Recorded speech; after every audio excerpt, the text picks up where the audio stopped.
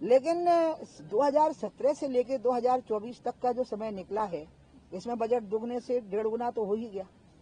देखिए ना, जरा सी भूल से हजारों करोड़ का कितना बड़ा भार है जो देश के ऊपर आ जाता है।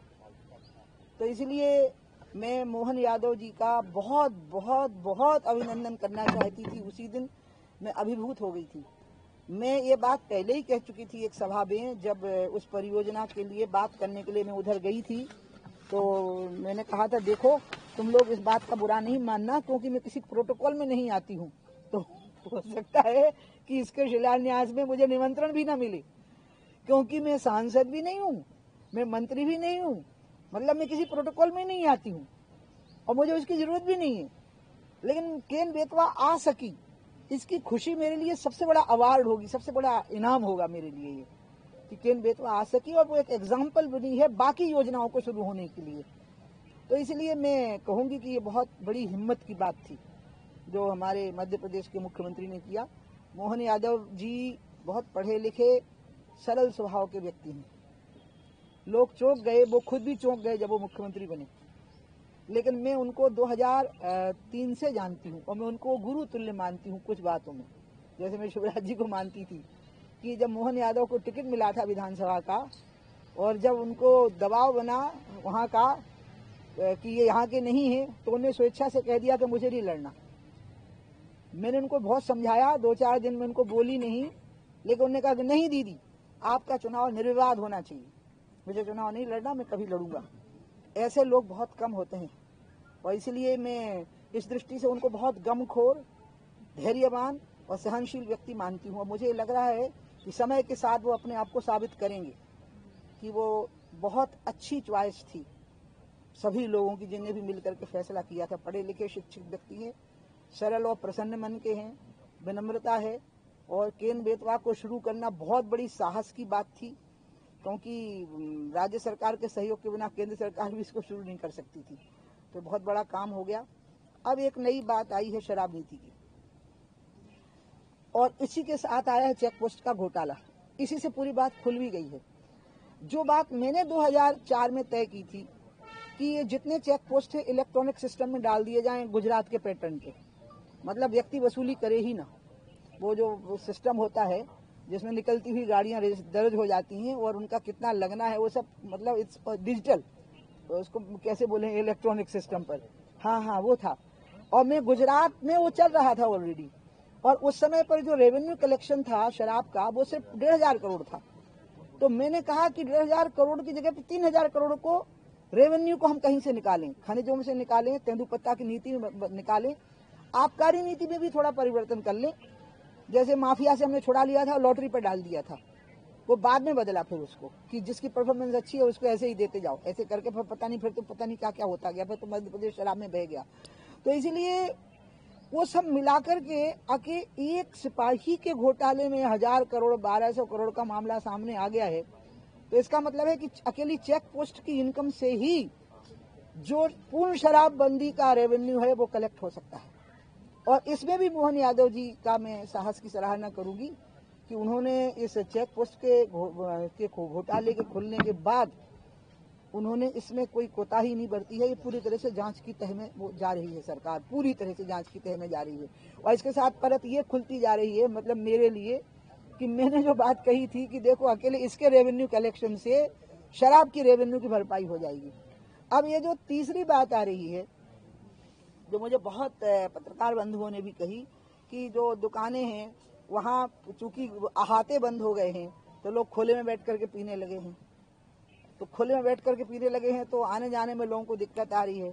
तो वो तो बहुत ही आसान है, ये तो दुकानदार की जिम्मेवारी है कि वहाँ लोग पी ना पाए, और जो जिस दुकान के सामने पिए उसका लाइसेंस निरस्त कर दो। और पहले ही एग्रीमेंट में उससे लिखवाओ कि तुम्हारी दुकान के 200 मीटर के या 300 मीटर के दायरे में या 100 मीटर के जो भी उसका दायरा हो वहां कोई पी नहीं पाएगा, ये गारंटी तुम लो। उसको लेनी पड़ेगी, क्योंकि पुलिस हर जगह पर खड़ी नहीं हो सकती पूरे टाइम। क्या पुलिस सारे काम छोड़ के यही काम करेगी? और हमारी डेमोक्रेटिक सिस्टम में पार्षद से लेकर के नगर पंचायत, नगर पालिका, नगर निगम के अध्यक्ष तक, और पंच से लेकर सरपंच तक, और जिला पंचायत में जिला पंचायत सदस्य से लेकर वहां तक, आप देखिए ना कितना ज्यादा सिस्टम खड़ा हुआ है। अगर वो सारा सिस्टम अलर्ट हो जाएगा कि हमें लोगों को खुले में नहीं पीने देना है तो लोग नहीं पी पाएंगे। इसलिए थोड़ी उनकी भी जिम्मेवारी बनती है, अगली सरकार की थोड़ी जिम्मेवारी होती है। मैं तो मोहन का अभिनंदन करूंगी, मोहन यादव जी का, कि उन्होंने जो 17 शहरों में जो बिल्कुल प्रतिबंधन की तैयारी कर ली है। मैं इसलिए लिख लाई थी कि नंबर 17 शहरों में ही प्रतिबंधन की तैयारी हुई है, धार्मिक शहरों में। जी हाँ, ये बहुत अच्छा काम, बहुत बड़ा काम है। उनके अपने संस्कार भी, शिवराज जी, बीडी शर्मा जी और मोहन जी, ये तीनों ही निजी जिंदगी में बहुत ही खाने पीने के आदतों में बहुत साफ सुथरे लोग हैं। वो उनकी फिर पॉलिसीज में भी झलकने लग जाता है। मोहन यादव बहुत ही साफ सुथरा निजी जीवन जीने वाले व्यक्ति हैं, और उसी का परिणाम है कि उनको ये भी एक बड़ी बात है ऐसा कर पाना, और इसके रेवेन्यू लॉस की भरपाई हो जाएगी। ये तो चेक पोस्ट के घोटाले से ही क्लियर हो गया। बाप रे, अगर एक सिपाही 1200 करोड़ बना के ले गया तो आप अधिकारियों की सोचो साहब, आप नेताओं की सोचो। मुझे तो व्यापम से बड़ा मामला लग रहा है।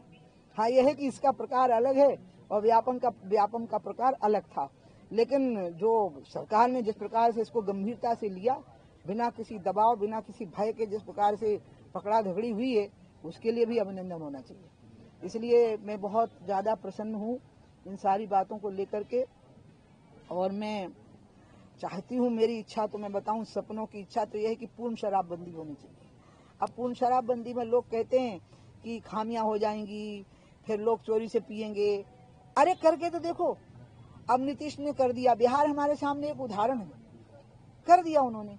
अब बाकी खामियां किस चीज में नहीं होती हैं? अगर चोरियां होती हैं तो हम चोरियों को जायज मानने लग जाएंगे?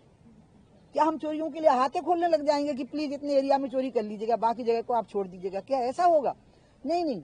अगर हमको लग रहा है कि गलत है तो मोहन यादव की सरकार ने एक प्रयोग शुरू कर दिया कि पहले 17 शहरों में पुरुष शराबबंदी करते हैं, और फिर उस पर नियंत्रण कैसे करना उसको देखते हैं। और जो पुरानी शराब नीति है, जो 2024-25 के लिए जो स्वीकृत हुई थी, 2 साल हो गए उसको पूरे, वो 23-24 की, उसके आधार पर बहुत सारी चीजों को खामियां समझ में आई हैं, उनको दुरुस्त करके नई शराब नीति की घोषणा, पुरानी शराब नीति को और दुरुस्त करते हुए नई शराब नीति की घोषणा हो सकती है।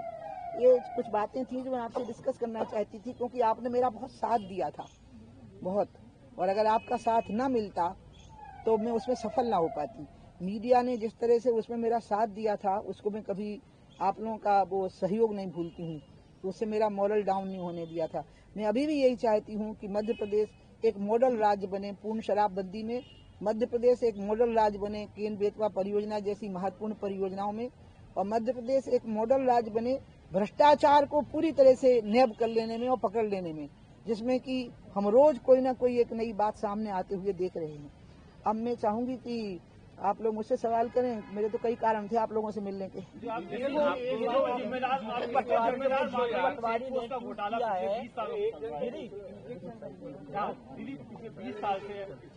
पहले ये बताओ, तुम लोगों में से संयोजन कौन करेगा? एंकरिंग की ये बोलेगा, ये नहीं बोलेगा, क्या हम ही कर लें?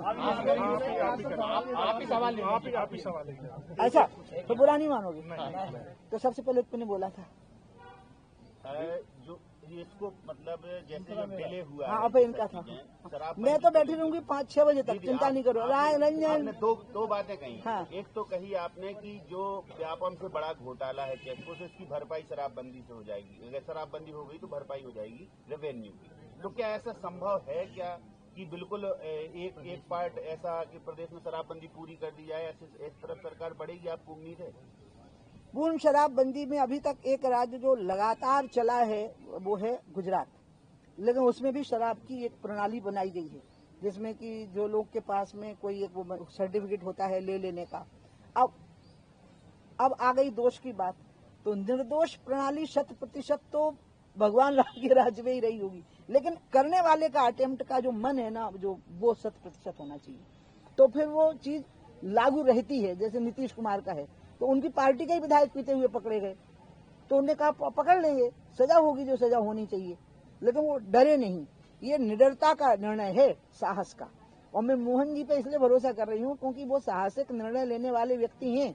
ये अभी तक के उनके 1 साल के कार्यकाल से ये बातें तय हो गई हैं, और इसलिए मुझे लग रहा है कि वो इस निर्णय को भी ले सकेंगे और हम पूर्ण शराबबंदी की ओर बढ़ सकेंगे, क्योंकि पूर्ण शराबबंदी की ओर स्टेप बाय स्टेप बढ़ते हैं ना तो कमियां इतनी आ जाती हैं कि कमियां प्रभावी हो जाती हैं।